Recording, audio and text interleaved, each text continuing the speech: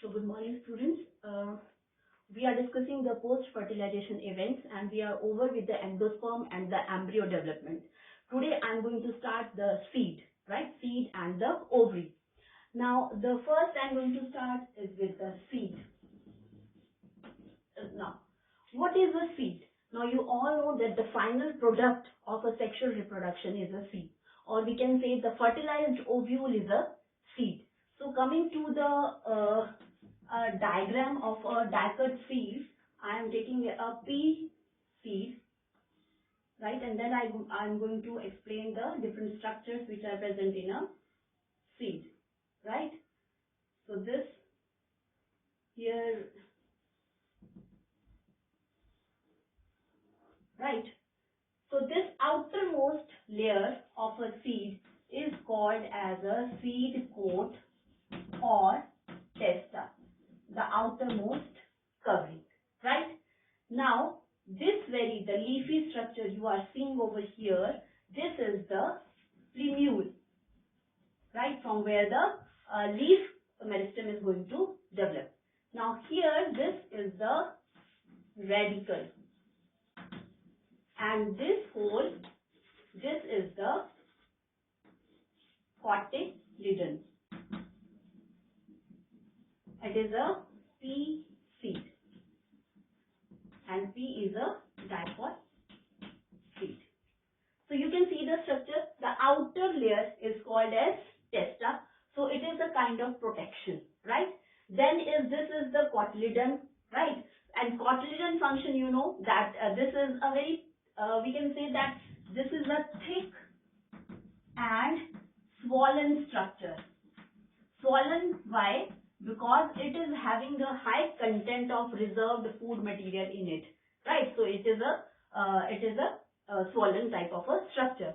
Another, you can see this middle part is a hypocotyle, and you know the another name of plumule is the epicotyle, right? And this is the radicle. So these three reasons, these are called as embryo. Yeah, we can say embryonal axis, right, of the seed. What? The plumule, the hypocotyle, and the radicle. So now you got the point. Testa, outermost covering. And why the name testa? If you just recall the diagram of the ovule, let me draw it. It is a integumented structure. As you all know, it is a bi-integumented structure. Here is I'm just drawing the integuments only. So this is the integument, outer integument, right? So this outer integument is going to develop into a seed coat. That is why this is called as a testa, right? Now, this is the simple structure of a monocot seed. Now, there are two types of seed. Once the seed gets mature, the seeds can be divided into albuminous, right? And another is non-albuminous, right? So what is the main difference between the two? The albuminous means where the endosperm is not completely consumed. Endosperm is not completely consumed by the growing embryo. Right? So you got the definition? Albuminous means, albuminous seeds are those seeds in which the endosperm is not completely consumed by the embryo. It means there is a endosperm left in the seed. And while in non-albuminous type, what is going to happen? The vice versa. Here, not completely consumed. Here, whole of the endosperm is consumed, right? So the endosperm is completely consumed. So this type of a seed is called as non-albuminous type of a seed. Now again, the example is in albuminous seeds, as we discussed prior also, the pea and the groundnut.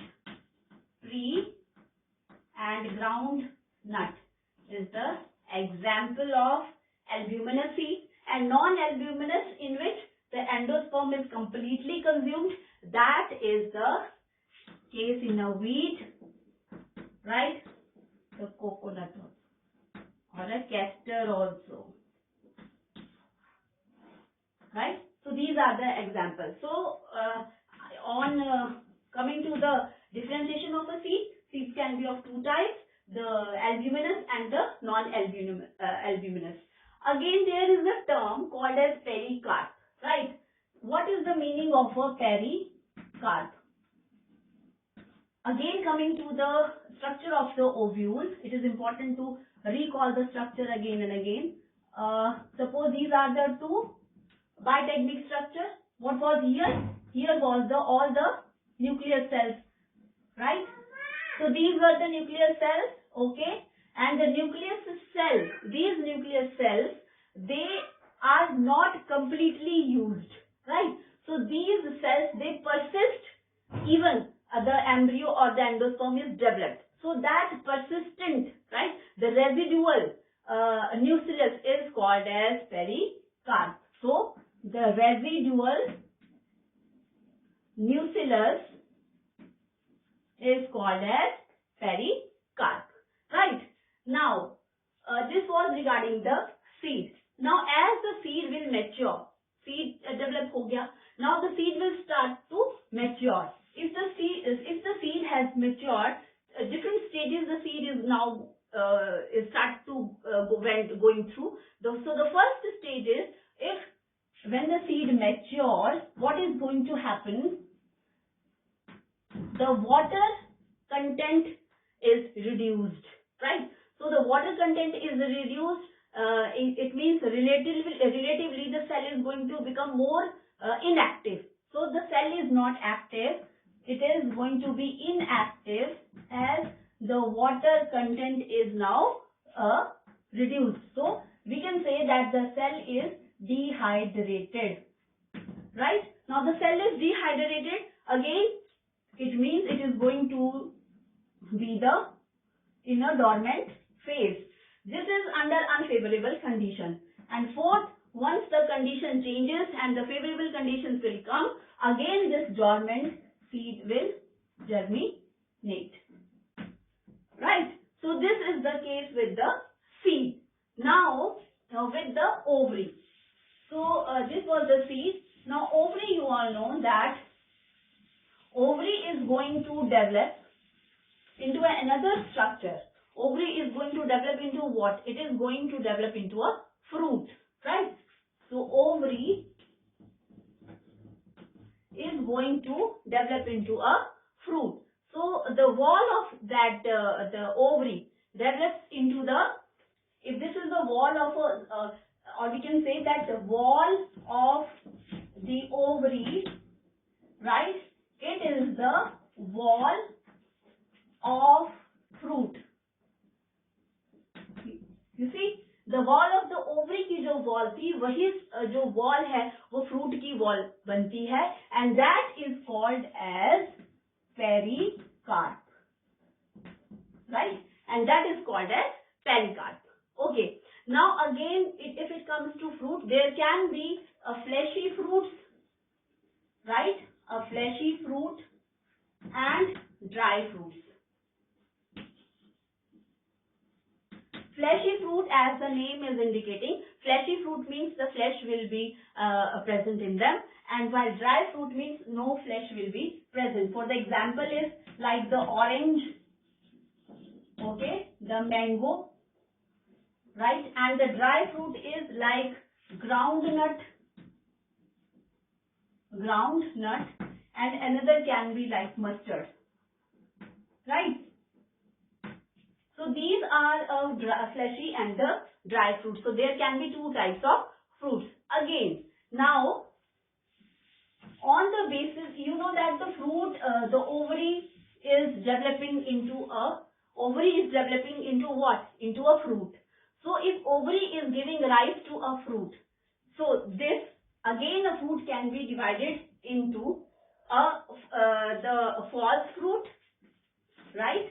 The false fruit, right? And another one is the true fruit, and third one is parthenocarpic fruit. Three kinds of fruits that can be formed. Now, as I told you that ovary will give rise to the fruit, and the rest of the parts of the flower will degenerate. Now their role is over. But in some cases where the fruit is going to develop apart from ovary, so we can say that in false fruit, the ovary is not going to contribute in the fruit formation. But the other parts, we can say like the thalamus is going to develop into a fruit.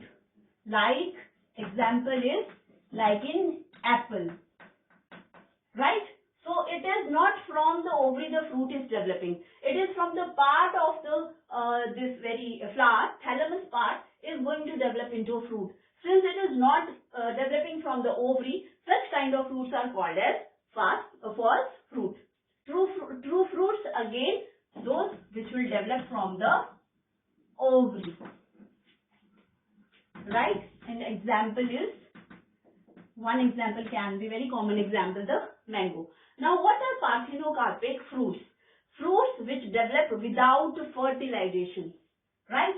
So here the fruits are developing, fruits develop without fertilization. Means that fertilization is not going to take place. Direct embryo development is going to. So for example is in case of banana, right? So these are the three different types of fruits: false, true, and the parthenocarpic. So this is over with the ovary and the seeds. Now we are just left with the one topic, that is apomixis and the polyembryony, and I'm going to take that in next video. Thank you.